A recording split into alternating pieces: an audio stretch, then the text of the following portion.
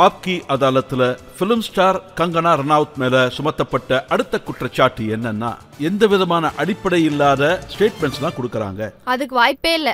அது வாய்ப்பே இல்ல. தேர்தல் மூலமா உங்களுக்கு எதிராக விக்ரமாதித்யா சண்டை போட்டாரு.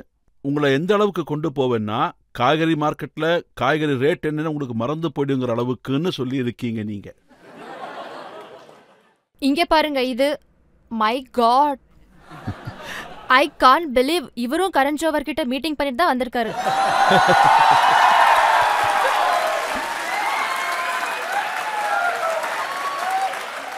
எவ்வளோ பெரிய பெரிய விஷயத்துல இவர் என்ன விக்டிம் பண்ணிட்டு இருக்காரு. அதான் பழமொழியே இருக்குல்ல, எங்க ஆளுங்கனாலே நாங்க கொள்ளையடிக்கப்பட்டிருக்கோம்னு. படகு முழுகிற இடத்துல தண்ணி இல்ல.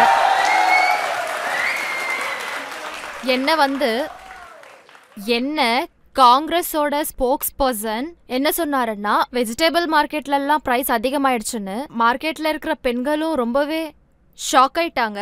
அதனால நான் இத ஒருத்தரை குறிப்பிட்டு சொல்லல, முழு காங்கிரஸ் பார்ட்டியே தான் சொன்னேன். ஒருவேளை மார்க்கெட்ல இருக்கிற பெண்களை பத்தி நீங்க இப்படி பேசுனீங்கன்னா வெஜிடபிள் மார்க்கெட் போய் வெஜிடபிள் ரேட் கேக்குறதே மறந்துடுவீங்கன்னு சொன்னேன். ஆனா இவர் அதை எப்படி சொல்றாருன்னா, சரி இது பேஸ்லெஸ் விஷயங்களா சொல்லுங்க. எப்படி இது பேஸ்லெஸ்ன்னு சொல்லுவீங்க? காங்கிரஸோட ஸ்போக்ஸ் பர்சன் என்ன சொன்னாருன்னா, மார்க்கெட்ல பிரைசஸ் அதிகமாகுது, யாராச்சும் சொல்லுங்க.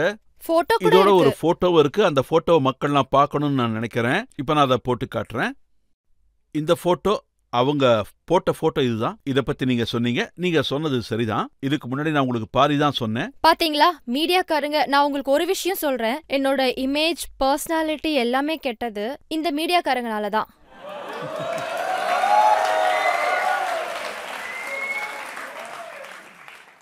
இது மட்டும் கிடையாது, நீங்க உங்களை பத்தி மட்டும் சொல்லிக்கல, ராகுல் காந்தியை பத்தியும் சொல்லியிருக்கீங்க. நீங்க என்ன சொல்லிருக்கீங்கன்னா, ராகுல் காந்திய ட்ரக் டெஸ்ட் எடுக்கணும். நான் முதல்ல பார்லிமெண்ட் போகும்போது நேச்சுரலி இதெல்லாம் எனக்கு ரொம்ப புதுசா இருந்துச்சு. அங்க அவங்க முதல் ஸ்பீச் கொடுத்தாங்க. அப்போதான் நான் அங்க அவரை நேரடியா பார்த்தேன். அதுக்கு முன்னாடி நான் பார்த்ததில்ல.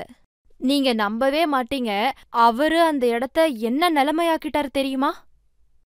எல்லா கடவுளோட போட்டோவும் கொண்டு வந்து அவர் தலையில மாட்டிக்கிறாரு, இதுன்றாரு அதுன்றாரு. அதோட ஏதோ அனாலிசிஸ் பண்றாரு. ஆனா அது சுத்தமா ஒர்க் அவுட் ஆகல, அவங்களால எதுவும் செய்ய முடியல. ஆனா அதுக்கப்புறம் என்ன சொல்றாங்கன்னா, அவர் ஏதேதோ பண்ணி என்ன சொல்றாருன்னா, இருக்கிற எல்லா கடவுள்களும் எல்லாரும் காங்கிரஸ்ல இருக்கிறவங்க இததான் வச்சுட்டு இருந்தாங்க. எல்லா கடவுளையும் அவரோட பிராண்ட் அம்பாசிடர் ஆக்கிட்டாரு. எல்லா கடவுள்களும் எங்களோட பிராண்ட் அம்பாசிடர். அதோட அதுக்கப்புறம் ரொம்ப சந்தோஷமாயிட்டாரு. அதுக்கப்புறம் என்ன சொன்னாருன்னா, நான் சிவனோட பக்தன்னு சொன்னாரு. அதுக்கப்புறம் அவர் கீழே உட்காந்துக்கிட்டு இப்படியே இருந்தாரு. இப்படியே உட்காந்துட்டு இருந்தாரு. அதுக்கப்புறம் அவர் அந்த இடத்த விட்டு நகரவே இல்ல. நான் அவரை பார்த்துக்கிட்டே இருந்தேன், ஏதாவது ஆயிடுச்சோ என்னமோ போய் பாருங்கன்னு. இப்படிலாம் பண்ணா நம்மளுக்குள்ள எண்ணங்கள் வரதானே செய்யும். இவர் ஏன் இப்படிலாம் பண்றாரு? சோ நேச்சுரலி அவர் ட்ரக்ஸ் யூஸ் பண்றாருன்னு கன்ஃபார்ம்லாம் சொல்லல, ஆனா டெஸ்ட் பண்ணுன்னு சொன்னேன். அதுக்கப்புறம் நீங்க என்ன சொல்லிருக்கீங்கன்னா, ராகுல் காந்தி ரொம்ப ஆபத்தானவர், பிட்டரானவர், மோசமானவர், பாய்சனஸ் விஷத்தன்மை உடையவர், டெஸ்ட்ரக்டிவ் அழிக்கிறவர்னு சொல்றீங்க. இந்த நாடு முழுக்க இதான் சொல்லுது. பாருங்க சார், அவர் பண்ற இந்த வேலைகள் எல்லாம், உதாரணத்துக்கு அவர் ஃபாரினுக்கு போறாரு. அங்க ஃபாரினுக்கு போய் ஓப்பன்லி சொல்றாரு, we want America to interfere with India's internal politics. ஏன் நமக்கு இங்க டெமோக்ரஸி இல்லையா? ஓப்பன்லி இங்க ஸ்டாக் மார்க்கெட்ஸ்ல இதை எக்ஸ்போஸ் பண்ணிடுவேன், அதை எக்ஸ்போஸ் பண்ணிடுவேன், ஏதோ ஒன்று பண்ணி நான் ஏதாச்சும் பண்ணிட்டே இருப்பேன்றாரு. அது கேஸ் பத்தின விஷயமா இருக்கட்டும், அது வயலன்ஸ் பத்தின விஷயமா இருக்கட்டும், நாட்டை எப்போது பிரிக்கிறதுலே இருக்காரு. பாருங்க சார், இந்த பணக்கார வீட்டு பசங்க எல்லாருமே நமக்கு கிடைக்காத விஷயம் நாசமாயிடும்னு நினைக்கிறாங்க. சோ இந்த நாட்டை அழிச்சிடணும் நினைக்கிறாரு. ஒருவேளை நான் பிரதமர் ஆக முடியலன்னா, இந்த நாட்டுல பொருளாதாரமா இருக்கட்டும், பார்டர்ஸா இருக்கட்டும், இல்ல செக்யூரிட்டியா இருக்கட்டும், இல்ல என்னவா வேணா இருக்கட்டும், இப்படி மொத்தமா எல்லாத்தையும் அழிக்கணும்னு நினைக்கிறாரு. பெரிய விஷயங்கள் எல்லாம் பண்ணிட்டு இருக்காரு. அதோட நான் ஆனா என் மேல இவ்ளோ குற்றச்சாட்டுகள் போடுறீங்க, இவ்ளோ சொல்றீங்க. ஆனா நான் ஒரு கூல் மைண்ட்ல தான் பேசிட்டு இருக்கேன். எல்லாரும் யோசிங்க, அந்த மாதிரி ஒரு ஆள இந்த மாதிரி பேசுறனால எனக்கு என்ன கிடைக்க போகுது? சொல்லுங்க, என்ன கிடைக்கும்? நான் எனக்காகவா சொல்றேன்? இது மூலமா எனக்கு ஃபைனான்ஸ் கிடைக்குதா இல்ல காசு கிடைக்குதா? சொல்லுங்க. எனக்கு என்ன கிடைக்குது? இதனால எதிரிகள் தான் கிடைக்கிறாங்க. சுப்ரீம் கோர்ட்ல இருந்து எனக்கு ஆல்ரெடி நோட்டீஸ் அனுப்பிட்டாங்க. பார்லிமென்ட் மெம்பர்ஷிப் கிடைச்சிருக்கு. பார்லிமென்ட் மெம்பர்ஷிப் சார், இங்க பாருங்க, நான் சொல்றது எல்லாமே இந்த நாட்டுக்காக தான். பார்லிமெண்ட் ஆளுங்க ஆல்ரெடி சொல்லிட்டாங்க, நீ எதுவும் பேசாத, நீ எதுவும் பேசாம இருந்தா நல்லதுன்றாங்க. சோ அவங்க இத பத்தி ஆல்ரெடி சொல்லிட்டாங்க.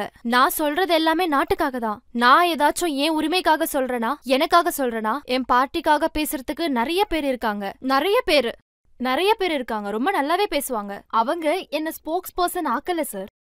சோ டிக்கெட் கிடைச்சிச்சு அதனாலதான் இப்படி எல்லாம்னு சொல்லாதீங்க சார். காங்கிரஸ் கிட்ட இருந்து வந்துச்சு, இங்க இருந்து வந்துச்சு.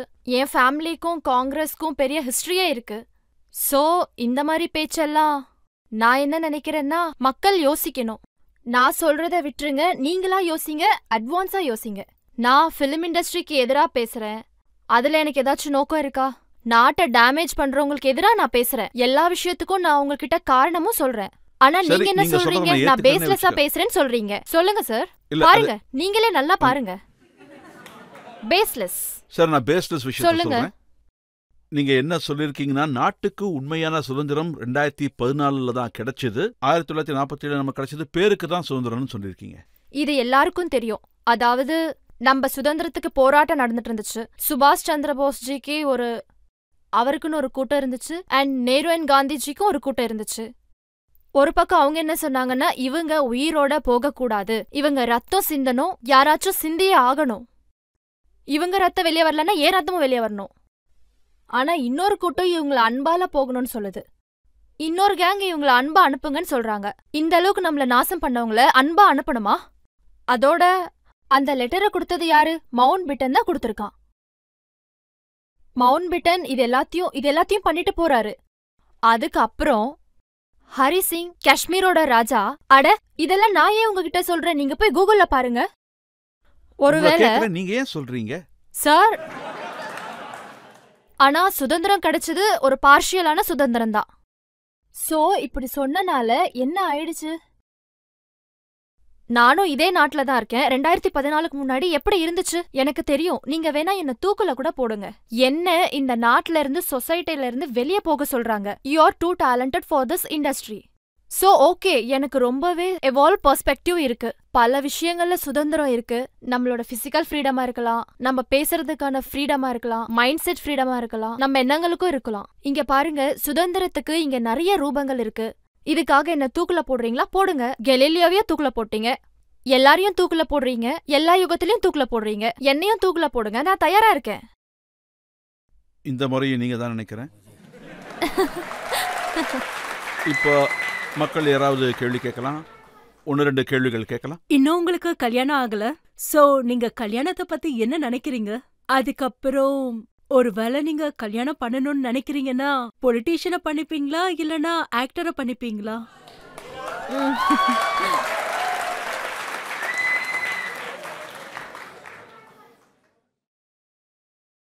இத பத்தி நான் என்ன சொல்றது? அது பாருங்க, நான் என்னோட கல்யாணத்தை பத்தி நல்ல எண்ணத்துல தான் இருக்கேன். எனக்கு கல்யாணம் எல்லாம் வேண்டான்னு நினைக்கல. பவர்ஃபுல் ஆனதுக்கு அப்புறம் கல்யாணம் வேண்டான்னு நினைப்பாங்க. என்னை பொறுத்தவரையில எல்லாருக்கும் கம்பெனியும் வேணும், கண்டிப்பா இருக்கணும். என்னோட குடும்பத்தை பார்க்கும்போதுதான் எனக்கு அவங்க ரொம்ப கன்சர்வேட்டிவ், கன்வென்ஷனலா இருப்பாங்க. எங்க அப்பா அம்மாவோட உறவை பார்க்கும்போது எனக்கும் குழந்தைங்க இருக்கணும்னு ஆசைப்படுவேன். இதெல்லாம் என்னோட எண்ணங்கள். ஆனா இப்போ எல்லாரும் என் பேரை கெடுத்து வச்சிருக்காங்க, எனக்கு கல்யாணம் ஆக விட மாட்டாங்க. அதாவது எனக்கு என் மேல இவ்ளோ கோர்ட் கேசஸ் இருக்கு. யாரு கூடயும் கல்யாணம் பண்ணணும்னு பேசினா கூட போலீஸ் வீட்டுக்கு வந்துடுறாங்க, கூட்டிட்டு போயிடுறாங்க, சம்மன்ஸ் வருது. ஒரு நாள் என்னோட வருங்கால மாமனார் மாமியார் வீட்ல இருந்தாங்க. அப்ப பாத்தீங்கன்னா வெளியே சம்மன் வந்துருச்சு. அதுக்கப்புறம் அவங்க ஓடிட்டாங்க. சோ இதுவும் அதுக்கான ஒரு சைடு எஃபெக்ட் தான். இல்ல, நான் சும்மா சொன்னேன்.